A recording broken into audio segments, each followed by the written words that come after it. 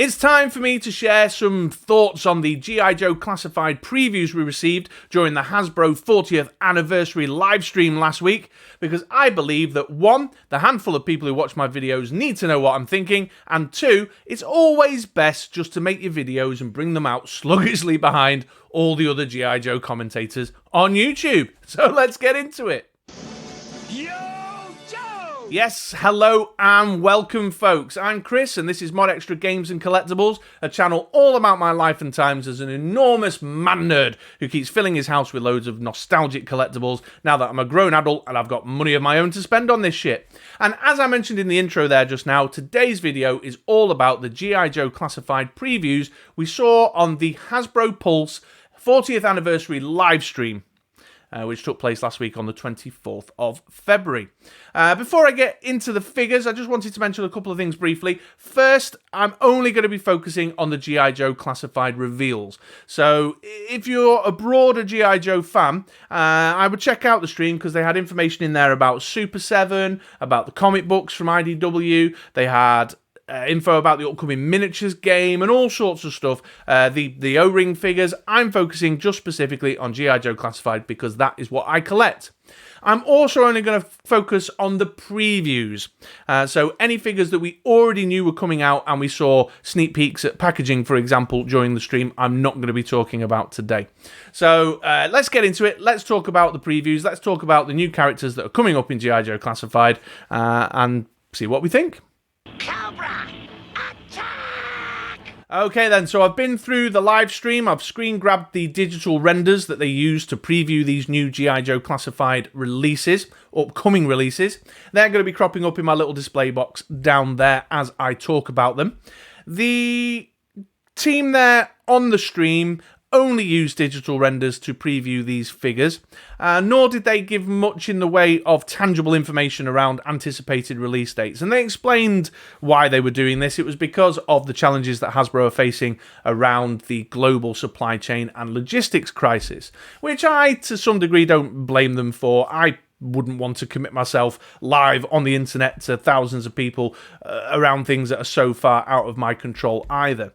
What I will say though is that they used digital renders at the Hasbro PulseCon last October. This was for Tomax and Zaymot, this was for Stalker, and we are now seeing the promo shots of the real figures in package and out of package in dioramas, and the digital renders were accurate, pretty accurate. The figures look very much like what they showed us. So I think the digital renders are good enough at this stage for us to make some decisions about, you know, when they go up for pre-order, is this a figure that I want to jump in on or not? Although, to be clear, they're not available for pre-order right now. Okay then, let's get started, and I'm going to begin by taking a walk through the Cobra figures that they revealed on the stream. And the first one I'm going to talk about is probably the one I am most excited for. It's this lady here, Zorana. Very, very pleased and excited that they announced a Zorana coming out in G.I. Joe Classified series. Couple of reasons for that from my personal perspective. Firstly, my Cobra side of the shelf is lacking a bit of feminine energy. Baroness is very hard to get hold of here in the United Kingdom. I've not managed to get my hands on one. And so Zorana coming along, who I think should be a bit easier to get hold of, or certainly I'm now a more active collector at the point of release to get my hands on one, means that female energy that my Cobra side needed is going to arrive. I'm also very pleased that we're getting another Dreadnought. As someone who started experimenting and playing around with action figure photography, I'm already envisioning lots of opportunity with my Zartan figure and what I can do there, so very pleased about that. She also helps out with one of the criticisms that I've had of the G.I. Joe Classified line. It's only a small criticism really, but what I'm noticing on my shelf display is that the colour palette of the range is very samey. It's lots of, well, military colours, obviously, your greens, your khakis, your browns, you know, your camouflage-related colours. Or it's kind of Cobra-y, lots of red, blue, black, and so the palette's quite limited. And I think a character like this that's just going to bring a flash of pink and a little spark of dyed yellow hair, is going to just bring a colourful energy to the shelf. So I'm really excited and pleased to see that. And I can't wait to find out how they accessorize her, how they kind of flesh out the proposition there. I think Zorana's going to be a fantastic figure to have in a collection. Cobra, attack! Next Cobra character on the list, and this is one for the army builders out there, it's the Crimson Guard. And I think this guy, he looks pretty sweet, pretty good, yeah. I'm certainly going to go in on a pre-order on this one when they announce the pre-orders. I mean, for a start, he looks very crimson, so that's a tick in the box. Well done, Hasbro. Now, it is another bit of red and black on the shelf, and I have obviously just criticised G.I. Joe Classified for their limited colour palette, but he is called the Crimson Guard, so I suppose I've got to make allowances for that. What's caught my eye with this one, though, and has got me excited about it, is I think the silver detail is going to give him some eye-catching shelf presence, and if it comes to life in hand on the figure as it looks in the digital render, then it's going to be pretty banging. The helmet, the silver detail in the helmet, the big silver Cobra logo on his chest, his company insignia, his shoulder marks, the buckle on the belt and on the boots, the trimmings around the sleeves, just all kind of give it a nice balance and kind of you can't stop looking at it. Can't stop looking at it. So very pleased to see a Crimson Guard in the line, but if it comes to life like that, I'm going to be a very pleased collector.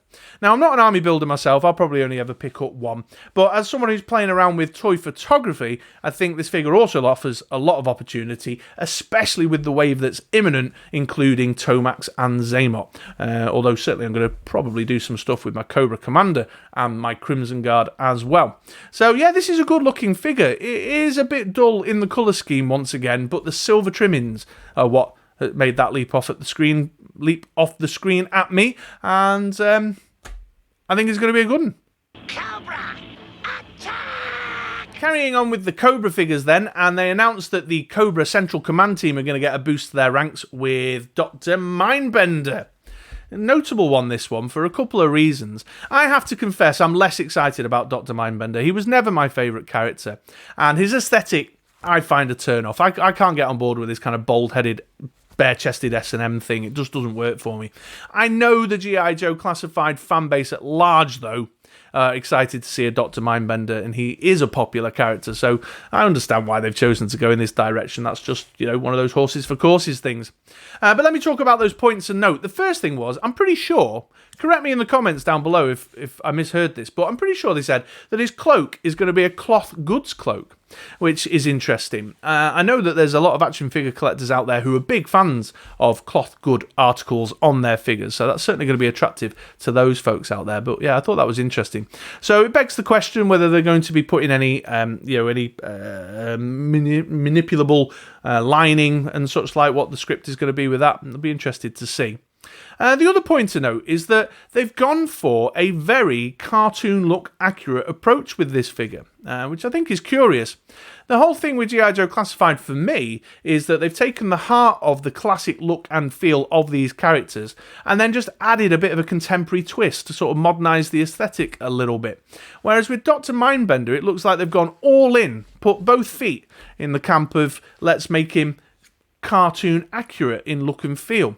So how he's going to look on your shelf, how he's going to fit in with that more contemporary tone is one that's yet to be seen, and also gives me pause for thought and kind of helps me make my decision really about pushing Dr. Mindbender further down the purchase list.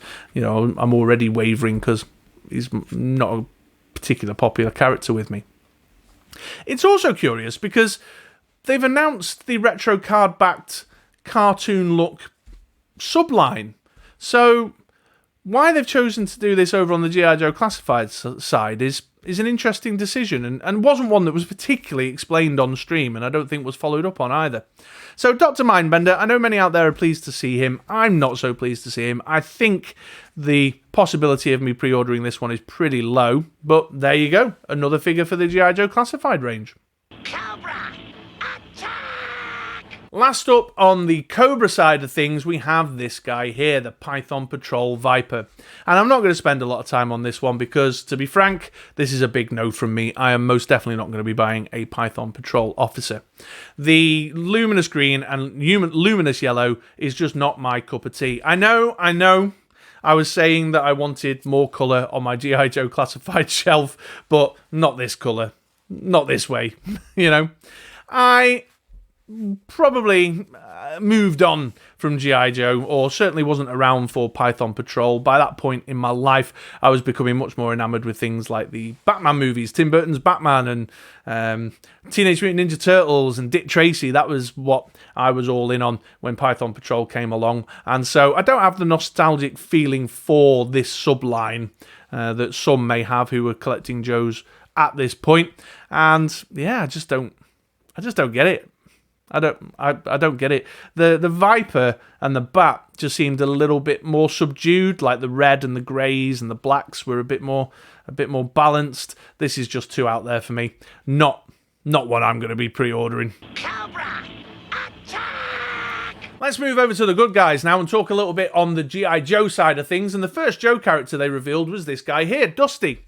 And Dusty looks alright, he's decent enough. Again, I know there's many out there who are very excited to see this character come into the line. He's a popular kind of main cast character from back in the day. I have to wonder if he looks a little bland, but I don't know if that's just because he's kind of like a desert troopery guy, and that sort of deserty khaki that he's wearing is just a bit of a bland colour. But there's lots of detail in the figure that I think will really bring it to life. Lots of little bits of texture and depth there. The thing that catches my eye, which I don't know if this is just a weird thing to have your eye caught by, but at the end of his sleeves, around the wrists, the little elasticated bits there, I love them. Just a little touch of texture and detail in there. And if you look at the trousers and the knee pads and the way they're all kind of put together, it's got a nice bit of texture and detail. The camo, the green camo over the top of the khaki looks really great. The name tag and stuff, the goggles on top of his helmet. So there's a lot to like. I don't know, maybe I'm just not so into kind of desert-based uniforms. And I find them a bit bland. That's, again, a horses for courses thing, I think, there, to be honest. But Dusty, yeah, definitely a very popular character, and great to see him come into the line. I think I probably will pick one up. I just don't know, again, whether it will be a higher priority against some of the others that I've seen. So there you go, there's my thoughts on Dusty. Yo, Joe! The next two figures that they announced mark the expansion of the Tiger Force subline. And the first of those that they showed us was this guy here, Recondo. And yeah, I think this is looking pretty good. This is a good looking figure. He is a bit drab in terms of the colour scheme, but the yellow Tiger Force stripes give it a little splash of colour, which I think is giving it a bit more life and shelf presence from my perspective. Lots of lovely little details here. I like the way his pistol holsters across his chest. The little compass hanging off his belt there is nice. I like the rolled up sleeves and the watch on his wrist and such like that. That's all very good. Obviously, with it being Recondo, they had to have the hat, had to have the stash. There was a lot of banter in chat and on the stream around the stash there. But the thing that really leaps out at me is the face sculpt. If this digital render is anything to go by, if that comes to life in the in-hand figure, then the face sculpt is going to have so much character and personality. I mean, I love that little kind of smirky look that he's pulling there. And if Outback and Spirit are anything to go by, then they should most definitely nail that face sculpt. So really excited to see. I think he's going to be well accessorized as well. And the big old backpack that you can see poking out over his shoulders there is indicating there's going to be a lot going on with Recondo. But yeah, I like this one. I like the hat, I like the stash, I like the face sculpt, I like the Tiger Force splash of colour. It's all working for me. Yo, Joe! The second Tiger Force line figure that they announced was Bazooka. And this is an interesting choice here. I know as I was watching live in chat, there was quite a few people cropping up, rolling their eyes really and going, oh, why did you do a Tiger Force Bazooka before you did a mainline Bazooka? And a little bit displeased that he wasn't in his traditional red t-shirt. I'm less bothered by that. I like the white. I think a bit of white in the colour palette on the Joe side of the shelf is a good thing and give a bit of balance, especially when Storm Shadow comes along. I think the figure's looking pretty good. Again, the face sculpt leaps out. Actually, upon reflection, I wonder if that's why Dusty felt a bit bland to me, because he's holding a bit of a more kind of stern plain facial expression. But Bazooka here is also giving it a little bit of a smirk under his stash there, which I really enjoy, and I think it's got a lot of personality to it. I like the Tiger Force stripes. I mentioned that already with Recondo. I can't wait to see how he gets accessorized. I wonder what the Bazooka sculpt is going to look like. So that's something I'm in eager anticipation of. Now, as I kind of come to the end of the Tiger Force figures, one thing I will note is that the likelihood is that a mainline version in a more traditional set of kind of colour schemes, for example, will be coming along. So whether that would make someone hold off on the Tiger Force purchase, I don't know. I think it's a pretty canny move by Hasbro to bring these characters out as Tiger Force prior to bringing them out as their kind of core look and feel. But how long you would have to wait for is yet to be seen, you know, so just something to be mindful of if you're more committed to collecting the kind of core traditional look and feel in your G.I. Joe classified range. I don't know. Time will tell. Yo, Joe! The last G.I. Joe character they previewed, in fact, the last new wave character they previewed full stop, was this guy here, Kamakura, and this was an interesting moment on the stream, because as I was watching live, the panel were all really excited about it, and I was looking at it going, who is this guy? I don't recognise him, I don't get it. And then I got a little bit excited for a second, because I thought, was he a Ninja Force character? Are they bringing Ninja Force to G.I. Joe Classified? And then I was stroking my chin thinking, who was in the Ninja Force? And then I realised that he wasn't in Ninja Force, and it was all a bit of a roller coaster ride for me. And I wasn't alone. In chat, there were people going, who is this guy? Where's this character come from? I've subsequently gone away and done a bit of research. He is from a time in G.I. Joe history where it was after I'd stopped reading Action Force and collecting Action Force in the 80s, but long before I took a renewed interest in G.I. Joe with the IDW continuity comic books. So I've got no context, no history for the character there, but I can kind of put two and two together and make five from what I'm looking at there.